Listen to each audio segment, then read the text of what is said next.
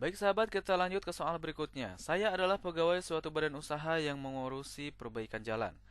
Suatu ketika saya mengamati bahwa ada jalan yang sering sekali dilewati oleh pengendara namun banyak yang berlubang. Maka yang akan saya lakukan, maksudnya itu ya. A. Menyarankan agar jalan diperbaiki kepada perusahaan. B. Berpura-pura tidak tahu karena Anda tahu perusahaan tidak akan memperbaikinya. C. Mengumpulkan sumbangan untuk perbaikan jalan. D. Mengusahakan perbaikan jalan yang rusak di kemudian hari. E. Tidak menghiraukannya karena hal itu adalah tanggung jawab pemerintah. Baik, topik indikator pada soal ini berkaitan dengan orientasi pada pelayanan. Nah, terutama ini temanya tentang profesionalisme atau pelayanan publik. Nah, di dalam pelayanan publik, sesuai dengan kasus pada soal tersebut, Anda kan pegawai salah satu badan usaha yang mengurusi perbaikan jalan nih.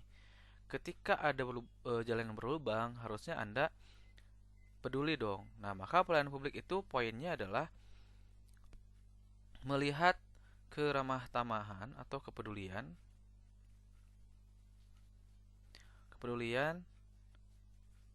terhadap orang yang membutuhkan atau sesuatu yang membutuhkan.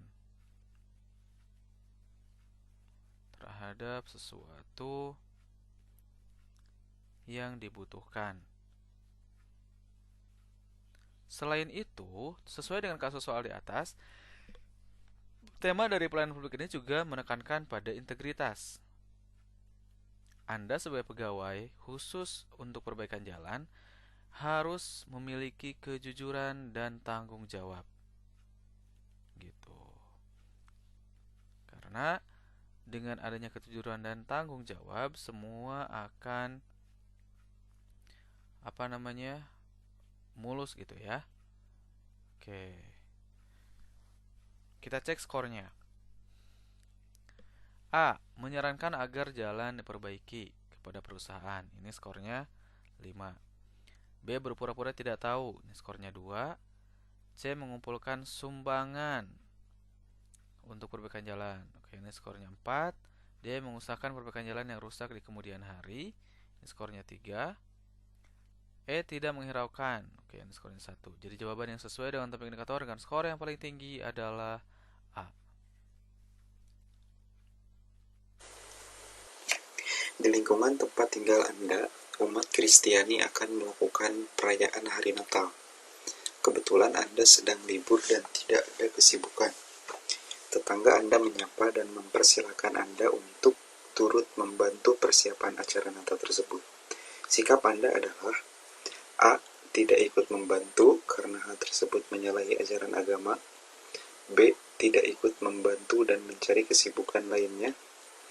C. Ikut membantu mempersiapkan acara tersebut.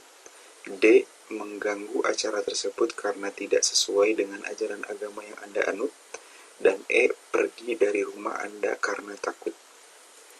Di sini soalnya adalah perayaan hari Natal dan kebetulan Anda libur, Anda tidak sibuk, dan tetangga Anda mempersilakan untuk turut membantu. Nah, peringatan Hari Penting Agama ini merupakan kegiatan yang dijamin kebebasannya oleh hukum. Sehingga sebenarnya tidak ada salahnya apabila kita turut membantu mempersiapkan acara tersebut. Jadi di antara opsi-opsi yang ada, maka opsi poin C ini lebih tepat untuk dipilih daripada poin-poin yang lain. Soal selanjutnya, dalam satu pengajian di lingkungan rumah Anda, pemateri menyampaikan bahwa umat sedang dizolimi oleh pemerintah. Sikap Anda terhadap argumentasi tersebut adalah A. Segera meninggalkan pengajian tersebut. B. Tidak menghiraukan argumentasi pemateri karena itu adalah salah. C. Mendengarkan hingga selesai dan melakukan klarifikasi dalam berbagai sumber media. D. Menginterupsi pemateri dan mendebat pemateri karena argumentasi tersebut merupakan suatu kesalahan. E. Membenarkan pemateri karena kenyataannya memang demikian. Nah, ini argumentasi yang disampaikan pemateri bahwa umat sedang dizolimi oleh pemerintah.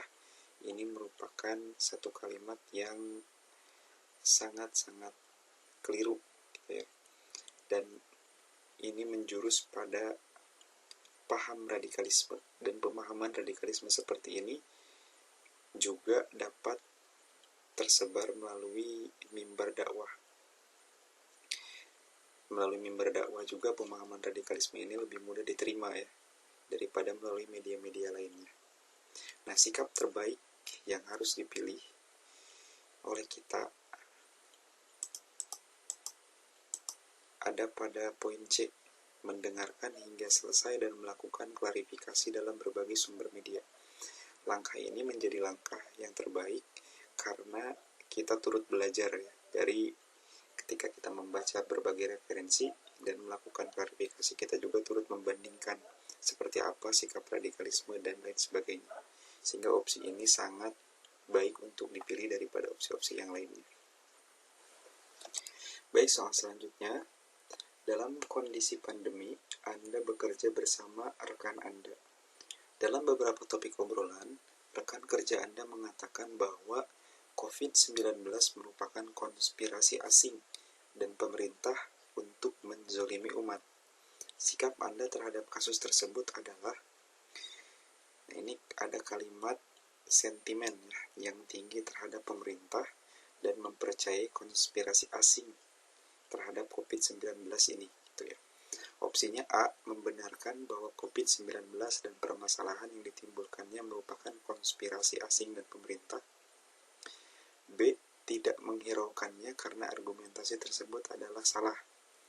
C, memberikan pemahaman bahwa COVID-19 merupakan pandemi yang tidak berhubungan dengan asing dan pemerintah. D, melaporkan pada atasan bahwa rekan kerja Anda terpapar radikalisme. Dan E, membiarkannya karena itu adalah hal biasa. Kalau kita perhatikan, poin tertinggi dari soal ini adalah sikap di poin C, yaitu memberikan pemahaman bahwa COVID-19 merupakan pandemi yang tidak berhubungan dengan asing dan pemerintah.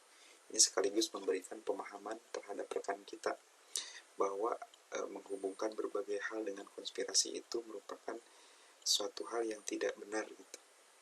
Sehingga ini merupakan upaya solutif yang dapat dipilih dari contoh kasus ini daripada opsi-opsi yang lainnya.